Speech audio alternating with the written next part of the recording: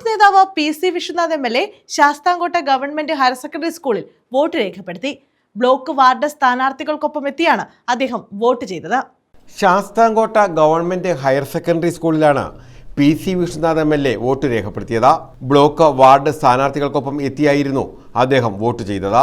തെരഞ്ഞെടുപ്പിൽ ശുഭപ്രതീക്ഷയാണെന്നും സംസ്ഥാനത്ത് UDF തരംഗമാണെന്നും അദ്ദേഹം പറഞ്ഞു.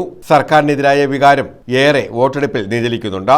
കേരളത്തിലെ ഐക്യജനാധിപത്യ മുന്നണിക്ക് അനുകൂലമായ ഒരു തരംഗം തന്നെ കാണാൻ കഴിയുന്നുണ്ട്. ഗവൺമെന്റിനെതിരായിട്ടുള്ള പ്രതിഷേധ വികാരം ഈ തെരഞ്ഞെടുപ്പിൽ അതിശക്തമായിട്ടുണ്ട്. ശബരിമല സ്വർണ്ണക്കൊള്ളയും ആരോഗ്യരംഗത്തെ തകർച്ചയും ഉൾപ്പെടെ സംസ്ഥാന സർക്കാരിനെതിരെ ജനവികാരം ശക്തമാണെന്നും PC വിശ്വനാഥ് MLA പറഞ്ഞു.